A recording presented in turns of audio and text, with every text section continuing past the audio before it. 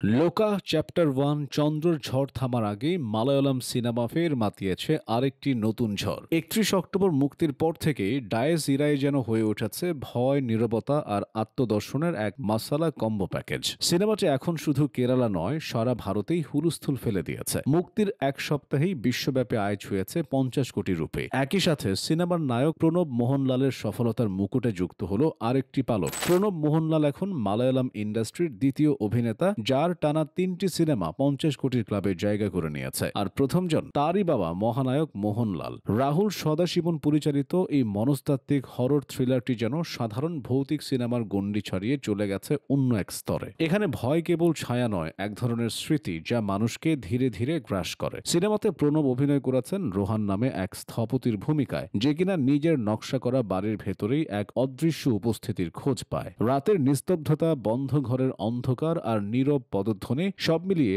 Dies ইরায় গড়ে তুলেছে এমন এক আবহ যেখানে ভয় চোখে দেখা যায় না, কিন্তু শির দ্বারা বেয়ে ঠিকই শীতল স্রোত বইয়ে দেয়। রাহুল সদাশিবন আগেও দেখিয়েছেন ভয় মানে সবসময় আর্তনাদ নয়। তার আগের ছবি ভূতকালামের মতো এখানেও তিনি ভয়কে রূপ দিয়েছেন আবেগে, শূন্যতায় আর মানুষের নিজের অপরাধ বোধে। ডায়েস ইরায় মূলত লাতিন শব্দ, যার অর্থ ডে অফ র্যাথ কিংবা ক্রোধের দিন। সেই ক্রোধ এখানে কোনো দানবের নয়, বরং মানুষের নিজের ভেতরের আত্মার ক্রোধ। প্রণব মোহনলাল এই ছবিতে যেন আর অভিনেতা নন, এক নীরব প্রতিধ্বনি। খুব কম সংলাপ, তবু প্রতিটি দৃষ্টি, নিঃশ্বাস আর থেমে থাকা মুহূর্তে তার অভিনয় যেন বলছে এক ভয় ও আত্মগ্লানির গল্প। তার অভিনয়ে আছে সংযম, আবার ভয়ঙ্কর স্থিরতা। সহ অভিনেতা জিবিন গোপীনাথ ও সুস্মিতা ভাটও সমান ছন্দে মিশে গেছেন গল্পে। তাদের অভিনয় নরম, মাপা আর সিনেমার আবহের সঙ্গে নিখুঁতভাবে সঙ্গতিপূর্ণ। কিন্তু আসল শক্তি এসেছে ছবির কারিগরি দিক থেকে। চিত্রগ্রাহক শেহনাজ জলালের ক্যামেরা যেন বাড়িটাকে একটা জীবন্ত চরিত্র বানিয়ে তুলেছে।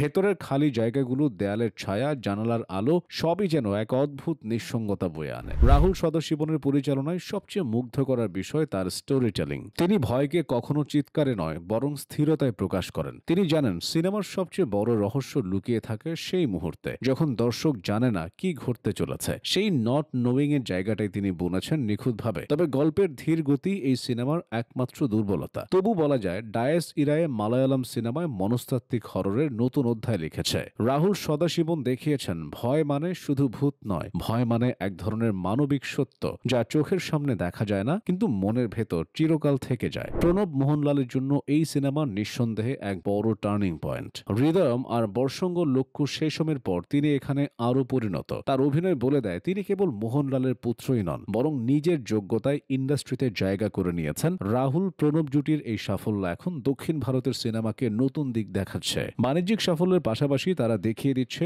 মালায়ালাম সিনেমা এখন গল্প বলার এক অনন্য ধারায় প্রবেশ করেছে, যেখানে ভয়, বেদনা আর বাস্তবতার সীমারেখা একাকার হয়ে যায়। ডায়েস ইরায় দেখার পর মনে হয় এটি কেবল এক হরর ফিল্ম নয়, এটি আত্মবিশ্লেষণের এক আয়না। এখানে প্রেতাত্মা নেই, আছে অপরাধবোধ, হারানো সম্পর্ক আর এক মানুষের নিজের মনের বিরুদ্ধে লড়াইয়ের গল্প। শেষমেশ বলা যায় ডায়েস ইরায়ে এক অভিজ্ঞতার নাম, এক নীরব ভয়, এক দৃশ্যমান বিষণ্ণতা আর এক পরিচালক অভিনেতার পরিপক্ক মিলন। এই সিনেমা মালায়ালাম ইন্ডাস্ট্রিকে শুধু নতুন উচ্চতায় পৌঁছে দেয়নি, বরং প্রমাণ করেছে ভয়ও হতে পারে শিল্প, আর নীরবতাও এক ধরনের চিৎকার।